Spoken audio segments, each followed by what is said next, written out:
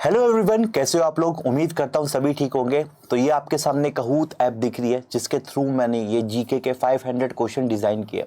इसके अंदर यानी जो आपके CUET के 500 क्वेश्चन हमने डिज़ाइन किए जिसको हम 10 पार्ट में लाएंगे आपके सामने। आज हम करने वाले हैं पहला पार्ट, जिसके अंदर हम क्या करने वाले हैं, 50 क्वेश्चन देंगे। वो 50 क्वेश्चन आपको करने हैं और क्या करना है, साथ साथ जब ये प्रीमियर चल रहा होगा तो प्रीमियर वाले बच्चे आप लोग नीचे कमेंट्स में भी दे रखे होंगे, और जो बाद में देख रहे हैं डोंट वरी, आप हमारी क्लास का जो बाहुबली बैच है वो ज्वाइन करें। और देखो 500 क्वेश्चन बैंक जो मैंने कमिटमेंट किया उसके साथ मैं आपके साथ आ रहा हूँ। और देखो करना क्या है, पूरे एंड तक वीडियो को देखना है, सारे क्वेश्चन अटेम्प्ट करने हैं, ताकि एक साइकोलॉजिकल फैक्टर जब आप क्वेश्चन देखते हो तो आपको आइडिया आ जाता है कि अगर पेपर में क्वेश्चन आता है तो आपका आंसर्स को जल्दी पता चलता है। ये आपका टाइम सेव करेगा।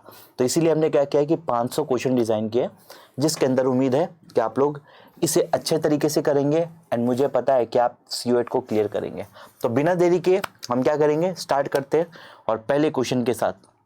ठीक है, तो आपके सामने स्क्रीन पे ये रहा GK 500 क्वेश्चन बैंक, जो कि पार्ट 1 है जिसमें 50 क्वेश्चन मिलेंगे। तो स्टार्ट हो जाए बिल्कुल।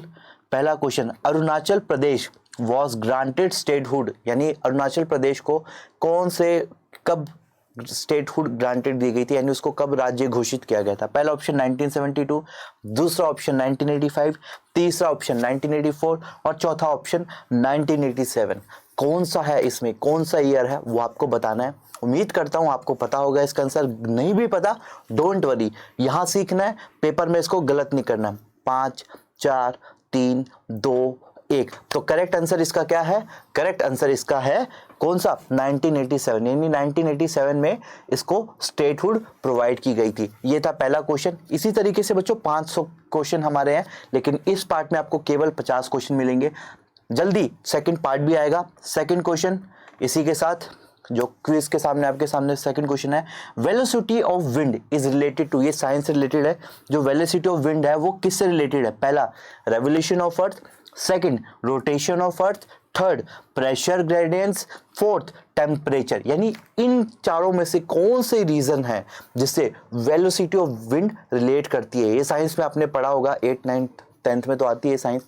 तो साइंस का ये क्वेश्चन है, तो घबराना नहीं है, बिल्कुल आपका जो ऑप्शन लग रहा है उसे करना है, अटेम्प्ट करना है और बिल्कुल नर्वस नहीं होना है। तो 1 के बाद जो आपका करेक्ट आंसर क्या है, प्रेशर ग्रेडियंट, मतलब प्रेशर के कारण क्या होता है, विंड जनरेट होती है। तो वेलोसिटी ऑफ विंड भी क्या है, प्रेशर ऑफ ग्रेडियंट्स के कारण ये जनरेट होती है। ये था क्वेश्चन नंबर 2। अब इसके साथ आते हैं next question, that is question number 3। Question number 3 क्या है, access to raw material is the main basis for location of, कौन सा, जो एक्सेस यहाँ पे क्या होता है कि रॉ मटेरियल जो कि सूखा जो खाद्य होता है उसको रॉ मटेरियल के लिए क्या, sugar cane industry, aluminium industry, electronic industry या हाईटेक इंडस्ट्री। इनमें से कौन से 4 है जिसमें रॉ मटेरियल के लिए एक्सेस बहुत ज़्यादा बेसिस है, मतलब इसके बिना तो चीज़ें चल ही नहीं पाती। कौन सा ऑप्शन है, 6 5 4 3 2 1। तो करेक्ट आंसर कौन सा है, सबसे पहले बिल्कुल शुगर केन इंडस्ट्री। यानी देखो बिना शुगर के तो काम नहीं बनने वाला है ना। एल्यूमिनियम इंडस्ट्री के लिए और कुछ अलग रॉ मटेरियल चाहिए, अगर आप कोई एल्यूमिनियम इंडस्ट्री से हो तो इस चीज़ में नहीं होगा, ना कि इलेक्ट्रॉनिक इंडस्ट्री, हाईटेक यूनिवर्सिटी में तो आपको क्या क्या चाहिए होता है, आपको टेक्नोलॉजीज के इस पे डिपेंड होते हैं। लेकिन शुगर केन इंडस्ट्री क्या है, बिना शुगर के तो बात ही नहीं बनेगी ना, बिना शुगर केन के कैसे आप इंडस्ट्री चला सकते हो। तो ये क्या है, शुगर केन इंडस्ट्री। उम्मीद कर रहा हूँ आप इंजॉय कर रहे होंगे। इसी के साथ आते हैं नेक्स्ट क्वेश्चन। तो ये रहा क्वेश्चन आपके सामने, इंटेलिजेंस ब्यूरो, जो इंटेलिजेंस ब्यूरो लुक आफ्टर किस पे, the espionage work in the world, the espionage work within the territory of India, the economic crime committed in India, या नन ऑफ दिस। यानी जो आपके intelligence bureau है यानी IB, वो किस पे देखती है, कि जो पूरे वर्ल्ड पे देखती है, या फिर स्पॉनिज मतलब भारत की जो राज्य है उसके अंदर टेरिटरी में देखती है, या फिर इकोनॉमिक जो कि इकोनॉमिक लेवल पे क्राइम कहते हैं उन पे देखती है, या फिर देखती ही नहीं है, कुछ भी नहीं देखती।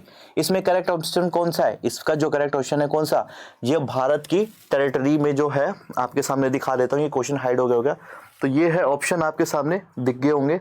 हाँ, तो ये B option is the correct यहाँ पे, क्योंकि भैया वो भारत की टेरिटरी में देखेगी ना, दूसरे देश में तो नहीं जा सकती, अफगानिस्तान में जाके तो नहीं कह सकते कि भैया कैसे आप ये कर रहे हो।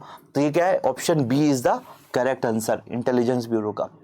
अगला क्वेश्चन इसके सामने कौन सा है, the first woman to become the prime minister in the world. याद रखना prime minister in the world, यानी भारत की नहीं पूरे विश्व की सबसे पहली प्रधानमंत्री कौन थी? पहले इंदिरा गांधी, दूसरी मार्गरेट थैचर, तीसरी शिमावो भंद्राके, फिर किम कैम्पबेल। तो ना उन पे थोड़ा कन्वर्सेशन पे इस पर कंफ्यूज हो गए, तो बिल्कुल नहीं। तो 10 सेकेंड है, आप लोग चूज कर सकते हो करेक्ट, मे भी आपका आंसर सही हो। तो देखो ये क्वेश्चन है जो कि प्रीवियस ईयर क्वेश्चन से उठाए गए हैं और ये क्वेश्चन आपको काफी हेल्प करने वाले। तो करेक्ट आंसर इसका क्या है? Correct answer is Sirimavo Bandaranaike. ठीक है, शिमावो भंडाराके, जो कि पहली वर्ल्ड की सबसे क्या थी, देश की मतलब प्रधानमंत्री थी, मतलब वर्ल्ड की सबसे पहली महिला प्रधानमंत्री बनने वाली ये महिला थी। अगला क्वेश्चन आपके सामने स्क्रीन पे ये रहा, विच of the following provide constitutional guarantee of personal freedom?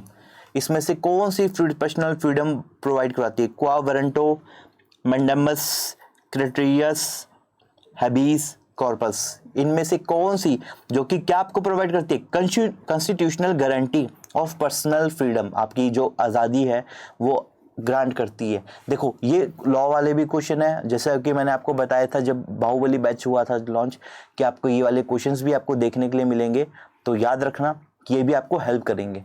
तो ये है आपका करेक्ट आंसर कौन सा है? Habeas corpus. हैबियस कॉर्पस है जिसके कारण आपको क्या, पर्सनल फ्रीडम ऑफ गारंटी आपको प्रोवाइड की जाती है। ठीक है, इसी के साथ आते हैं नेक्स्ट क्वेश्चन। नेक्स्ट क्वेश्चन आपके सामने स्क्रीन पे, directive principle of state policy aim at. जो डायरेक्टिव प्रिंसिपल जो पॉलिसी है स्टेट की, उसका मेन एम क्या है? इंश्योरिंग इंडिविजुअल लायबिलिटी, दूसरा ensuring and strengthening the country independence, protecting the depressed classes, providing social and economic base of genuine democracy in the country. यानी ये 4 ऑप्शन है कि जो आपके डायरेक्टिव प्रिंसिपल इनमें से कौन से हैं। मुझे पता है कि जो आर्ट्स वाले बच्चे जिन्होंने भी पढ़ रखा है ये, उनके लिए बहुत आसान हो सकता है। तो इसमें कौन सा है? Providing social and economic base for genuine democracy in the country, यानी ये D option is the correct answer. यहाँ पे डी ऑप्शन आपका बिल्कुल करेक्ट है। इसके बाद में नेक्स्ट क्वेश्चन, ये देखो बच्चों प्रीवियस ईयर क्वेश्चन उठाए गए। The president of India is the, जो भारत के राष्ट्रपति कौन है? हेड ऑफ द स्टेट होते हैं।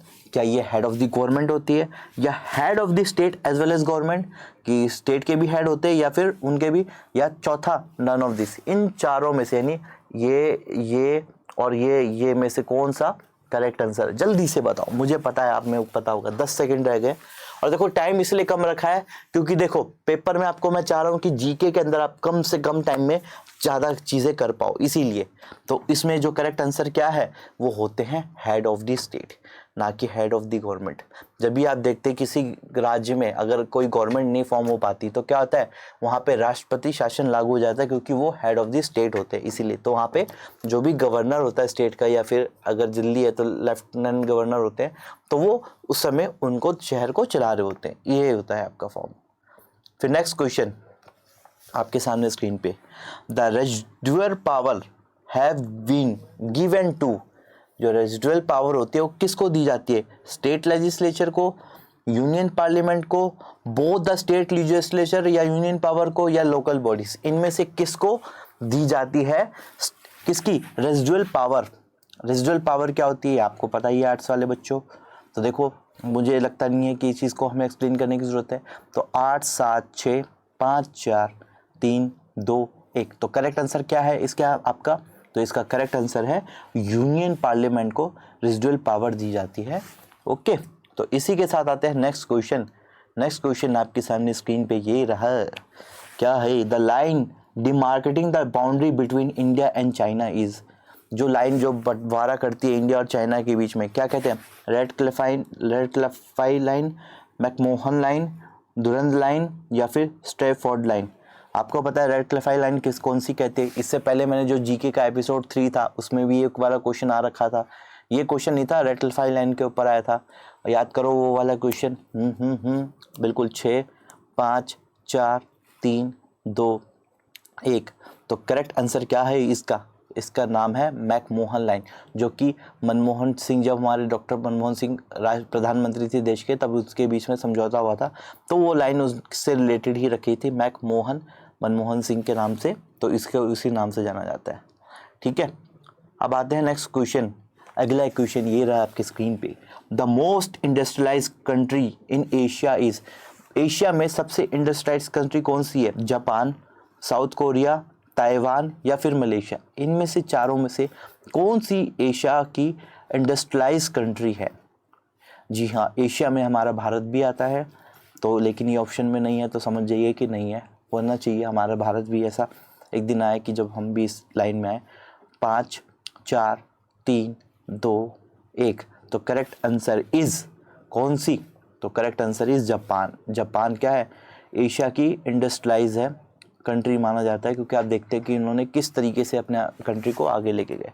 काफ़ी कुछ सीखने लायक है चाइना, जापान से, माफ़ करना चाइना को ये कह रहा हूँ, चाइना तो हमारा विदेश का दुश्मन बन रखा है। नेक्स्ट क्वेश्चन ये रहा स्क्रीन के सामने, the southernmost tip of India is in, जो southernmost tip of India कहाँ पे? कन्याकुमारी पे है, अंडमान निकोबार आइलैंड पे है, या फिर त्रिवेंद्रपुरम में है, या फिर लक्षद्वीप। इन चारों में से कौन सा southern most tip of India है कहा जाता है? कौन सा? 14। तो कुछ सेकंड है आपके पास में, करेक्ट आंसर कौन सा है? तो कौन बनेगा करोड़पति वाला ये सवाल है आपके लिए।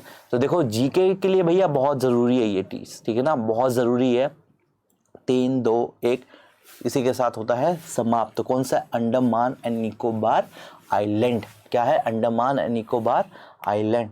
इसी के साथ अगला क्वेश्चन देखो, हमने सोचा था कि जल्दी जल्दी आपको चीज़ें कवर करवाएंगे, और वही चीज़ पे हमारा फोकस है कि हम ज़्यादा से ज़्यादा क्वेश्चन आपको कवर करवाए। तो ये रहा आपके सामने स्क्रीन पे 13वां question, the first communist chief minister of state was, जो पहला कम्युनिस्ट पार्टी के चीफ मिनिस्टर कौन थे?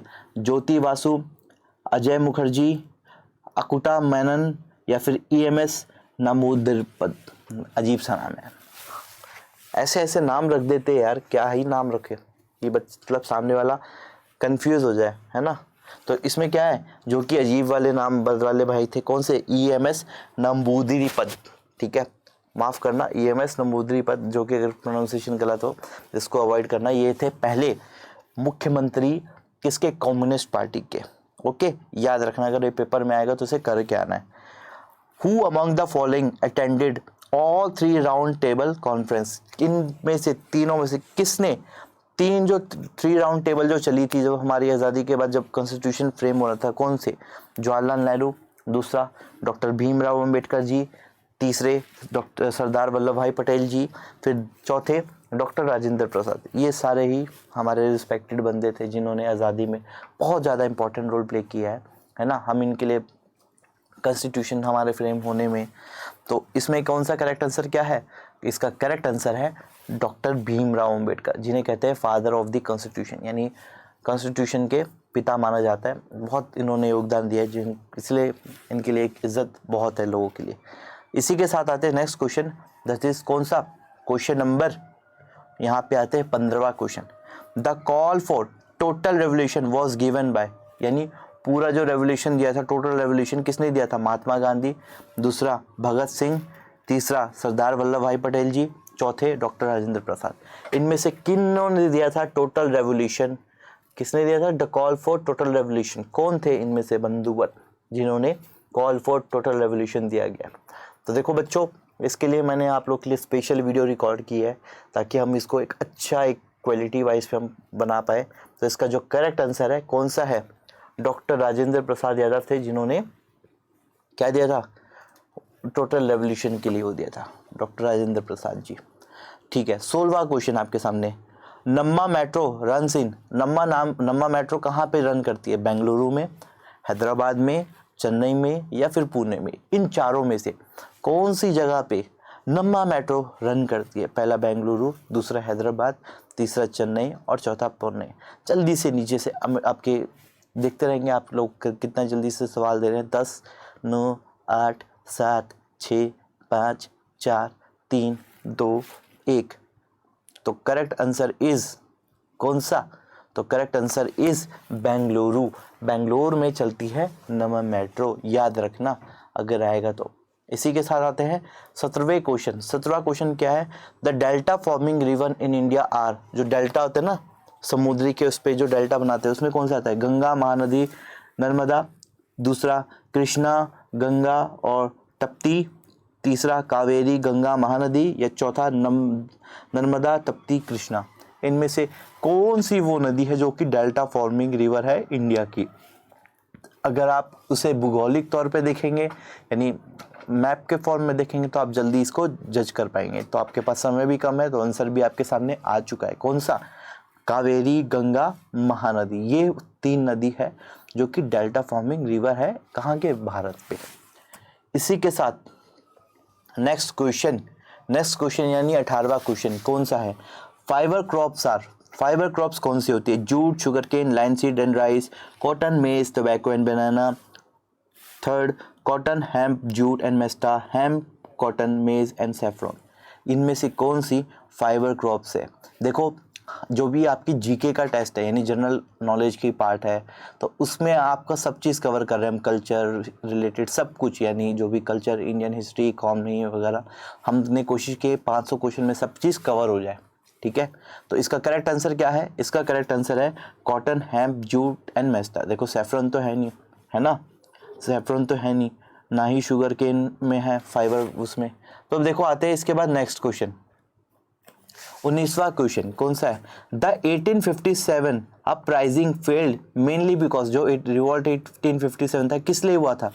The britisher got support from Gorkhas, यानी ब्रिटिशर्स को गोरखा से सपोर्ट मिल गया था, या फिर the military supremacy of Gorkha, क्या कि मिलिट्री सुपरमेसी मिल गया गोरखा का, यानी तीसरा है lack of planning and leadership in India side, lack of planning के कारण हुआ था, या फिर बीट्रेयल ऑफ इंडियंस। इन चारों में से क्या कारण था जिसके वर्ष 1857 रिवॉल्ट फेल हुआ था? तो कारण क्या था आपके सामने आ गया, lack of planning and leadership in India. यानी तभी कहते हैं कि अगर आप प्लानिंग के साथ नहीं चलते हैं तो आपका हारने के चांसेस ज़्यादा होते हैं। तो इसीलिए हम कहते हैं कि जो भी बच्चे आप क्लास देख रहे हो तो प्लानिंग बना के रखो, सब कुछ चीज़ें लेके चलो, नहीं तो आपके लिए बहुत ज़्यादा दिक्कत हो सकती है बाद में।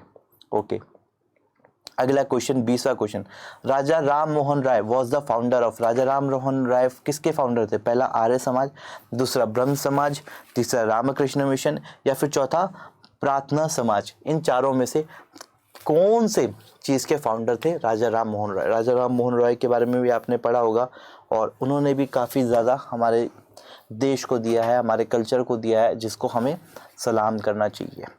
कौन से? 10, 9, 8 से क्या है इसमें आंसर? जल्दी बताओ, जल्दी जल्दी जल्दी जल्दी जल्दी। हाँ, तो आंसर है, इसका जो करेक्ट आंसर है वो है क्या? ब्रह्म समाज। ब्रह्म समाज का उन्होंने फाउंडर थे, और जो इन्होंने इसको लेके आया आगे।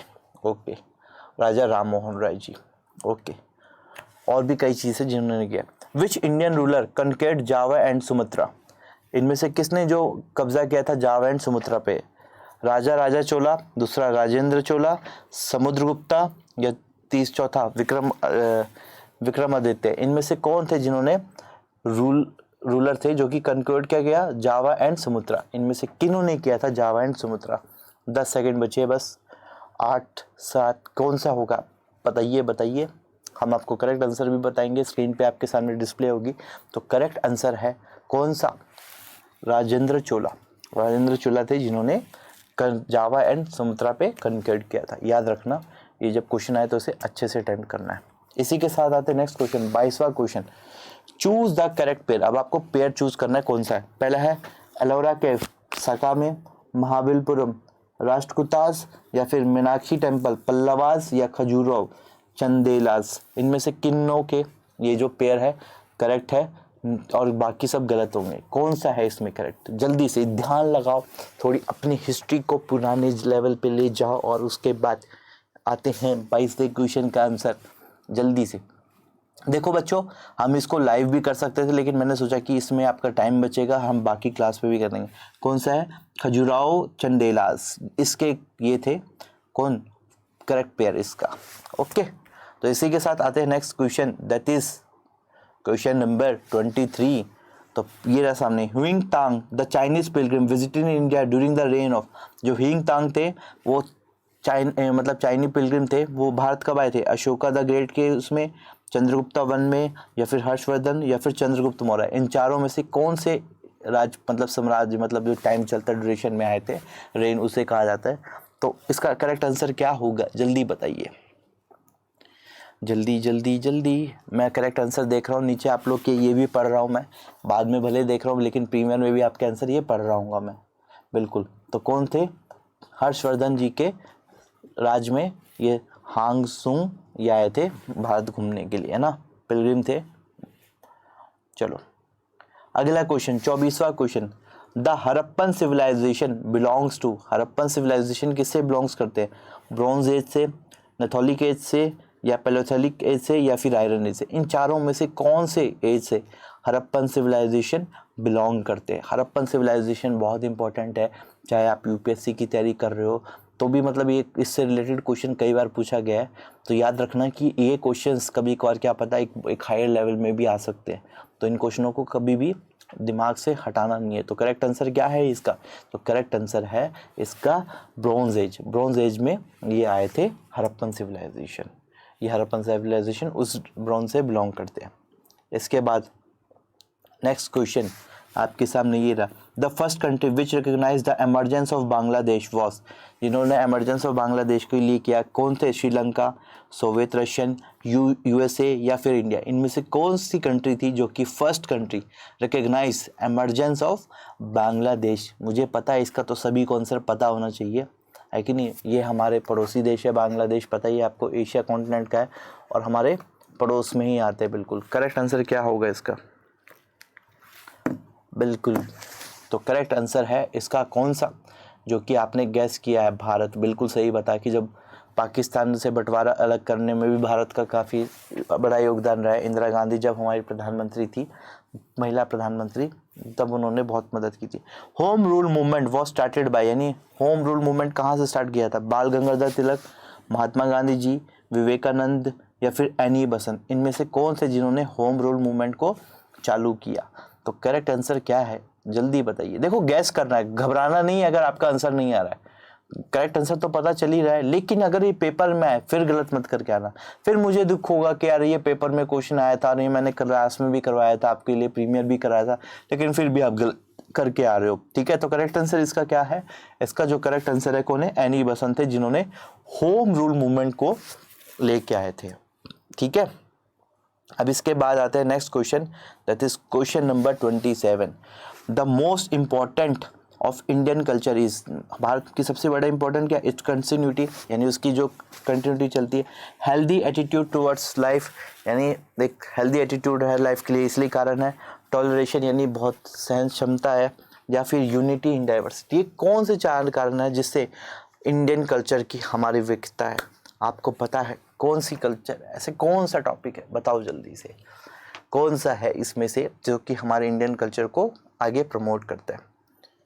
तो correct answer is unity in diversity. हम में कहते हैं ना, कई धर्म है जो हम एक साथ में लेके चलते हैं, तो हमारे में एकता ही है जो कि सबसे बड़ी इंपॉर्टेंट चीज़ है, और हमेशा एकता ही आपको आगे लाइफ में लेके जाएगी। याद रखना, आप चाहे कहीं पे भी जाइए तो एकता किसी लड़की का नाम नहीं है, ठीक है, एकता आपके अंदर होनी चाहिए। आप हमेशा अपने आसपास में लोगों की रिस्पेक्ट करें। ठीक है, इसी के साथ आता है next question, that is question number 28। Name the saint who said there is neither a Hindu nor a Muslim, only a man. बिल्कुल सही कहा, मैं बहुत इज्जत करता हूँ जिसने भी ये व्यक्ति कहा है, क्योंकि देखो हम इंसान हैं, है ना, ना ही हम हिंदू हैं ना ही हम मुस्लिम हैं, हम सबसे पहले क्या है? इंसान है, क्योंकि हमारा खून एक है। ये तो लोगों ने बस बांट दिया है कि आप ये हो आप वो हो, हमें हमेशा सभी धर्मों के लोगों की इज्जत करनी। पहला है गुरु नानक जी, कबीर जी, शेख फरीद, स्वामी विवेकानंद जी। इनमें से कौन से बंधु थे जिन्होंने ये कहा है? जिसने भी कहा है बहुत बहुत अच्छी कहा है। तो उनका शुभ नाम क्या है? उनका शुभ नाम है कबीर जी। कबीर जी के तो दोहे फेमस है ना, उनका व्यक्तित्व भी काफ़ी अच्छा है तभी। इसी के बाद आता है नेक्स्ट क्वेश्चन, 29वां क्वेश्चन कौन सा है? Some of the princely state refuse to join Indian union after independence, point out one out.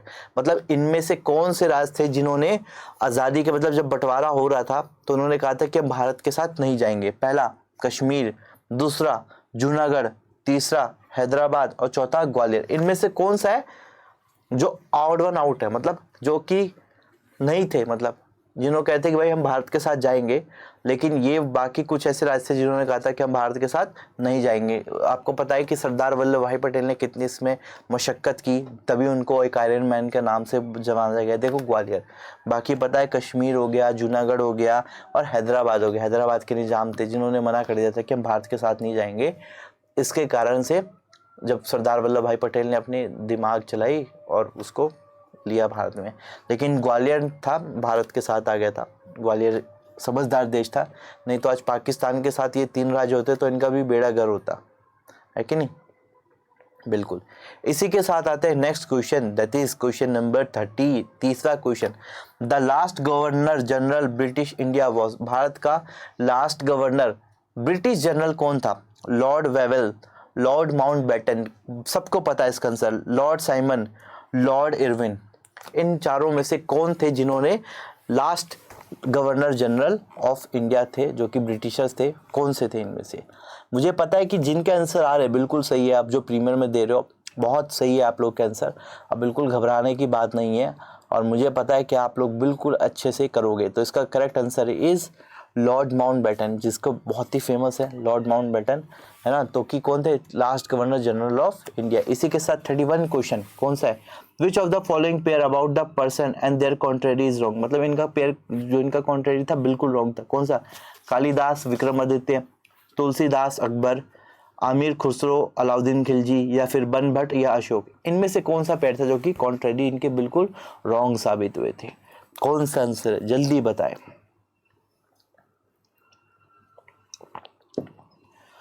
उम्मीद कर रहा हूँ, देखो मुझे पता है कि आप लोग के आंसर बिल्कुल ठीक आ रहे हुए और आप लोग पेपर की भी तैयारी कर रहे हो, तो बिल्कुल नहीं घबराना, ये आपको बहुत जगह हेल्प करेंगे। तो इसका आंसर क्या है? बनभट्ट और अशोका, इनका पेयर काफ़ी इनकी कॉन्ट्रेरी रॉन्ग मानी गई है ना, इतिहास के पन्नों में। चलो इसी के साथ आते हैं next question, that is 32। Punch is related which of the following event, यानी पंच किससे रिलेट करता है? जल्दी बताओ, मुझे पता देखते ही बता दोगे। बॉक्सिंग, वॉलीबॉल, कबड्डी या फुटबॉल? देखो भैया, फुटबॉल में तो हमने कभी पंच मारते नहीं देखा, हम तो भैया किक मारते हैं। क्या मारते हैं? किक, है ना, सलमान खान की मूवी भी है किक। वॉलीबॉल में भी नहीं देखा मैंने, कबड्डी में मारा है क्या कभी पंच? और बॉक्सिंग का तो पता ही है। करेक्ट आंसर क्या है? मैंने पहले हिंट दे दिया, तो करेक्ट आंसर इज कौन सा? बॉक्सिंग। क्या है? बॉक्सिंग। तो correct answer is boxing, boxing is the correct answer. इसी के साथ आते हैं 33 क्वेश्चन पे। Derby is associated with the game, derby किससे रिलेटेड है? हॉर्स राइडिंग, जो कि हॉर्स राइडिंग है, फुटबॉल है, क्रिकेट है, फुटबॉल, ठीक है। ये 4 ऑप्शन। देखो फुटबॉल 2 बार दे रखे, तो ये तो बिल्कुल गलत हो गया। क्रिकेट में डर्बी तो होता ही नहीं है, तो करेक्ट आंसर क्या है? मैंने पहले ही बता दिया है। मुझे जो कि फेवरेट है मेरा, है ना, मेरे को काफ़ी अच्छा लगता है और मैं उसका शौकीन हूँ। किस चीज़ का? जो आपका आंसर आने वाला है उसका। हाँ, मेरे को बहुत पसंद है। तो हॉर्स राइडिंग। क्या? Horse riding. हॉर्स राइडिंग मुझे पसंद है, मैंने की है 1-2 बार और मन भी करता है कि जब आपके एग्ज़ाम ख़त्म हो जाएंगे जुलाई के बाद, तो मेरा भी मन है कि यार एक बार हॉर्स राइडिंग के लिए करके आए, समय निकल जाए तो फिर ज़रूर एक बार हॉर्स राइडिंग करके आए। इसके बाद next question 34। To promote the Indian games Arjun award was started in the year. देखो भारत के गेम को प्रमोट करने के लिए अर्जुन अवार्ड लाया गया, जो कि कौन से सन में स्टार्ट हुआ था? पहला है 1961, सेकंड 1965, थर्ड 1969 एंड फोर्थ 1968। इनमें से कौन सा साल था जब कि अर्जुन अवार्ड को लाया गया? मुझे पता है आपको आंसर इसका पता है, कौन सा ईयर था? नहीं पता, बिल्कुल नहीं घबराना, क्योंकि पेपर में तो आते ही रहेंगे, चीज़ें होती रहेगी और बिल्कुल भी नर्वस नहीं होना है, ठीक है। आज आप लोग को इसलिए थोड़ा गोरा दिख रहा होगा। 1961 में प्रमोट हुआ था अर्जुन अवार्ड, याद रखना, भूलना नहीं है, यहाँ पे भूलने की गुंजाइश नहीं बननी चाहिए। आज थोड़ा साफ़ सुथरा आपको रियल इमेज इसलिए दिख रही होगी क्योंकि आज मैं एक स्टूडियो में बैठा हूँ। मैं उन स्टूडियो वालों को बहुत बहुत धन्यवाद करना चाहता हूँ कि उन्होंने एक कीमती वक्त दिया और मतलब मेरे लिए इतना वो किया कि आप लोग के लिए, स्टूडेंट्स के लिए, कि आप कर सकते हो, रिकॉर्ड परमिशन दी। Thank you so much for the all the their studio team, thank you so much. इसी के साथ आते हैं नेक्स्ट क्वेश्चन पे। तो 35 question, who is the first winner of Param Vir Chakra? पहला विनर कौन था परमवीर चक्र का? NK जगन्नाथ सिंह, CQMH अबुल हमीद, या फिर LL अर्जुन खत्रपाल, या फिर मेजर सोमनाथ शर्मा जी? कौन थे ये सारे ही जो भी मैं बता रहा हूँ, ये सारे परमवीर चक्र में से इनमें से किसको सबसे पहले परमवीर चक्र मिला था? देखो परमवीर चक्र बहुत बड़ा चक्र होता है और उनके लिए भी बहुत सम्मान होना चाहिए। तो देखो इसका जो करेक्ट आंसर है कौन सा है, तुक्का लगा दीजिए, अगर नहीं आया तो कोई दिक्कत नहीं। तो इसका जो करेक्ट आंसर है कौन सा? मेजर सोमनाथ शर्मा जी। मेजर सोमनाथ शर्मा जी को सैल्यूट है, बहुत बहुत सैल्यूट है। अब ये परमवीर चक्र पाने वाले बहुत है। 36 का highest sports award of the countries, Bharat मतलब हाईएस्ट अवार्ड हमारे देश का सबसे अवार्ड कौन सा माना? मेजर ध्यानचंद खेल रत्न, दूसरा अर्जुन अवार्ड, तीसरा द्रोणाचार्य अवार्ड, या चौथा इंदिरा गांधी अवार्ड? इनमें से कौन सा अवार्ड सबसे बड़ा माना गया? आई होप जिनका स्पोर्ट्स में फिर मतलब इंटरेस्ट हो, मैं चाहता हूँ कि उनके लिए कभी ना कभी एक दिन वो भी इस तरीके से कोई अवार्ड पाए, मुझे काफ़ी खुशी होगी, है कि नहीं? तो इसका जो करेक्ट आंसर है, करेक्ट आंसर क्या है आपके सामने स्क्रीन पे बिल्कुल ये रहा, क्या? मेजर ध्यानचंद खेल रत्न। मेजर ध्यानचंद खेल रत्न जो कि हाईएस्ट स्पोर्ट्स अवार्ड माना जाता है हमारे देश के लिए, है ना? मेजर ध्यानचंद जानते हैं हॉकी के नाम से, है कि ना? तो इसीलिए इसी के साथ 37 question, which of the following pair is wrong about award and their field? इनमें से कौन सा अवार्ड गलत है? अर्जुन अवार्ड स्पोर्ट्स के लिए है, क्या द्रोणाचार्य कोचेस ऑफ स्पोर्ट्स के लिए है, या दादा साहेब फाल्के अवार्ड फिल्म के लिए है, या फिर भारतीय जनपथ मेडिसिन के लिए? देखो पता ही है दादा साहेब फाल्के अवार्ड फिल्म के लिए रखा जाता है कि नहीं? और बाकी अवार्ड भी आपको पता, तो करेक्ट आंसर यहाँ पे आपको मिल जाना चाहिए। बहुत ईजी क्वेश्चन यहाँ पे, तो पहले ही पता चल रहा है कि जो कि देख के बता सकता है बंदा कि इसका आंसर ये है। तो नहीं बता रहे हो कोई दिक्कत नहीं है। तो इसका करेक्ट आंसर क्या है? भारतीय जनपथ, जो कि मेडिसिन के लिए, ये नहीं अवार्ड है, ये बिल्कुल गलत है। बाकी सारे अवार्ड बिल्कुल ठीक है। ओके, इसी के साथ 38 क्वेश्चन कौन सा है?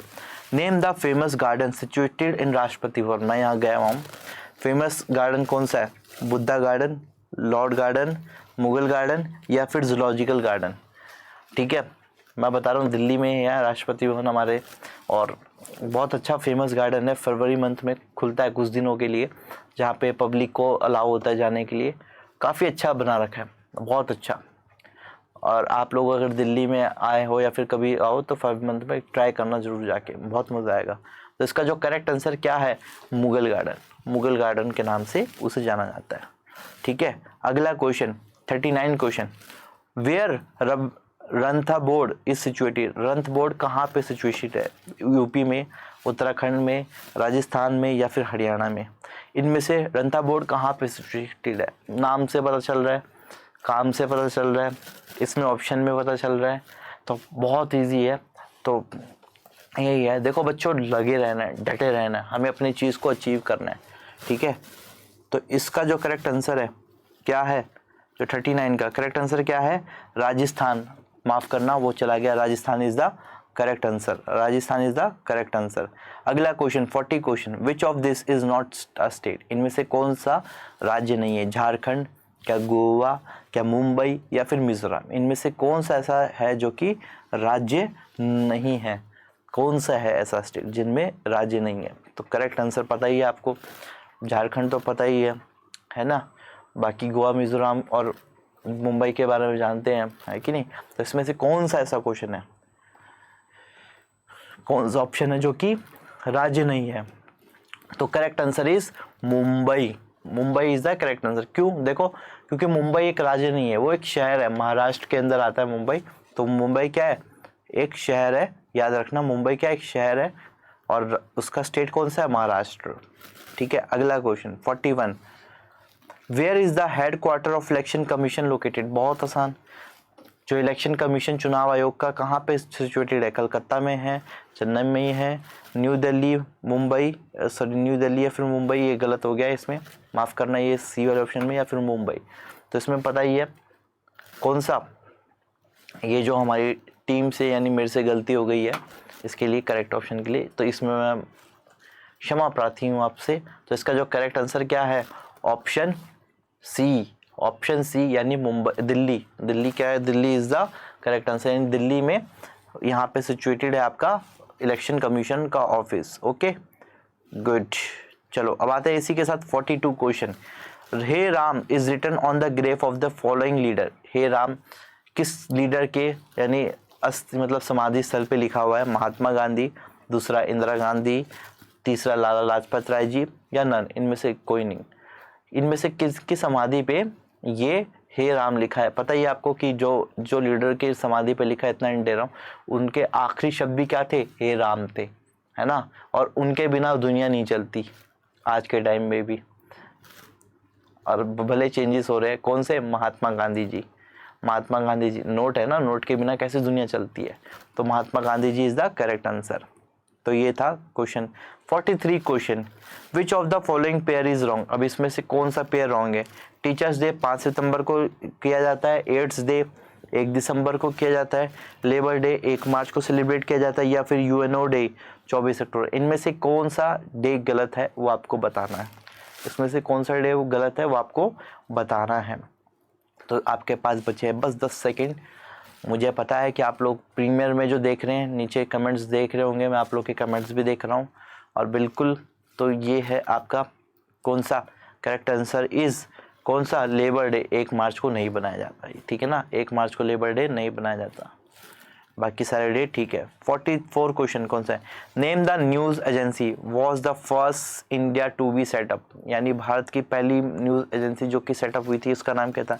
हिंदुस्तान समाचार, या फिर दूसरा प्रेस ट्रस्ट ऑफ इंडिया जिसे पीटीआई भी कहा जाता है, फिर तीसरा समाचार न्यूज़, या फिर यूनाइटेड न्यूज़ ऑफ इंडिया। इनमें से कौन सा था कि जो कि पहला समाचार थे भारत के? तो ये आपके पास बचे 10 सेकेंड। करेक्ट आंसर मुझे पता है और हिंट भी आपको पता है कि बहुत पुराना है, और इसका जो करेक्ट आंसर है वो है आपके सामने, वो कि press trust of India, PTI. आप देखोगे न्यूज़पेपर में भी लिखा था पीटीआई, है ना। तो ये सोर्स होते हैं, तो बहुत बड़ी एक न्यूज़ एजेंसी है पीटीआई, बहुत पुरानी है ना, और रिलायबल भी है, अब बहुत आगे है नए वगैरह। Name the city in which golden temple is situated. बहुत आसान है, गोल्डन टेम्पल कहाँ पे सिचुएटेड है? लुधियाना में, चंडीगढ़ में, अमृतसर में, दिल्ली में। इनमें से कौन से राज्य में है जो कि आपकी ये सिटी सिचुएटेड है? कौन सी? Golden temple. तो आपके सामने आंसर ये रहा, 14, 13, 12, 11। कौन सा? बहुत आसान है यार। जहाँ पे लस्सी फेमस है, लस्सी फेमस है, पंजाब की फेमस है, दिल्ली तो हो नहीं सकता, दिल्ली में तो नहीं है। तो इसका जो करेक्ट आंसर है अमृतसर। कौन सा? अमृतसर में गोल्डन टेम्पल सिचुएटेड। ये बहुत ही इजी क्वेश्चन था, मुझे पता अगर ऐसा क्वेश्चन आ जाएगा होगा सर हम तो टॉप मार देंगे। 46 first TV centre started in India September 1959 at. यानी जो पहला जो टीवी सेंटर था इंडिया में, कहाँ पे स्टार्ट हुआ था? India at 1989। कहाँ पे? बॉम्बे, मद्रास, दिल्ली, कलकत्ता, चेन्नई, कहाँ पे स्टार्ट हुआ था? ये आपको बताना है, ये आपको बताना है कौन सा ऐसा राज्य था जहाँ पे पहला ये स्टार्ट हुआ था। जल्दी से 4, 3, 2, 1। तो करेक्ट आंसर इज दिल्ली। देश की राजधानी दिल्ली में पहला टीवी सेंटर स्टार्ट हुआ था सितंबर 1959 में, सितंबर 1959 में। इसी के साथ next question, third question, last third question. The SAARC movement was launch with the motto. जो सार्क मूवमेंट है, सार्क देश की जब बैठक होती है, उसका मेन मोटो क्या होता है? रीजनल कोऑपरेशन, यानी वो कि फिर मिलिट्री स्ट्रेटेजी यानी सैनिक अभियान बनाया जाए, या फिर कल्चरल एक्सचेंज यानी आप अपने कल्चर को एक्सचेंज करते, या फिर पॉलिटिकल अलायंस यानी एकता के लिए ना अलायंस कर दिया, एकजुट होने के लिए पॉलिटिकल अलायंस। देखो तो पॉलिटिकल अलायंस तो नहीं सकता। अब मोदी जी चाह के तो अफगानिस्तान में इलेक्शन तो नहीं लड़ सकते, या फिर यूएसए में जाके नहीं लड़ सकते। तो करेक्ट आंसर इसका क्या है? ये होता है रीजनल कोऑपरेशन के लिए, यानी एक रीजनल कोऑपरेशन बना रहा है, इसलिए ये सारी चीज़ें होती है। इसी के साथ 48 question. The first secretary general of United nation was. यानी यूनाइटेड नेशन के पहले सेक्रेटरी जनरल कौन थे? ब्यूट्रस चली, कैफी एनन, यू थांत, या फिर ट्राई जिवलिन। इनमें से कौन से थे? प्रोनाउंसिएशन के लिए माफ़ करना, मैं अगेन कह रहा हूँ, प्रोनाउंसिएशन हमारी काफ़ी बिल्कुल टाइट है कि नहीं। तो इसीलिए इसमें जो करेक्ट आंसर कौन सा है, जो कि पहला सेक्रेटरी जनरल ऑफ यूएस कौन, यूनाइटेड नेशन कौन थे? यूएस कह रहा हूँ। तो पहले जो थे कौन से थे? यानी ट्रैगवेली, मैं इसको ये कह सकता हूँ ट्रैगवेली। तो इसी के साथ आते हैं 49 क्वेश्चन पे, यानी सेकंड लास्ट क्वेश्चन पे। विच of the following is a land lock country, यानी इनमें से कौन सी कंट्री एक लैंड लॉक कंट्री है, यानी लैंड से घिरी हुई। पहला है सूडान, इजिप्ट या फिर बांग्लादेश या फिर अफगानिस्तान, इनमें से कौन सा है। पहला ऑप्शन सूडान है, ये इजिप्ट वाली गलती हो गई है, फिर दूसरा इजिप्ट है, दूसरा बांग्लादेश और चौथा अफगानिस्तान। इनमें से कौन सी है जो कि लैंड लॉक्ड कंट्री है। तो करेक्ट आंसर इसका क्या है, जो कि आपने सोचा है कईयों ने, वो है अफगानिस्तान। अफगानिस्तान देखोगे तो कि पाकिस्तान के ऊपर है, फिर उसके बाद में रशिया ये सारी कंट्री आ जाती है, तो यानी लैंड लॉक आपस में घिरी हुई है कि नहीं।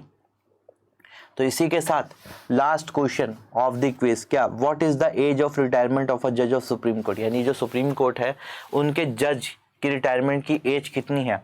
पहला 55 वर्ष, दूसरा 58 वर्ष, जो तीसरा 62 वर्ष या फिर 65 वर्ष। इनमें से कौन सा 4 ऑप्शन है जो कि सुप्रीम कोर्ट का जज रिटायर होता है, आपको बताना है जल्दी से।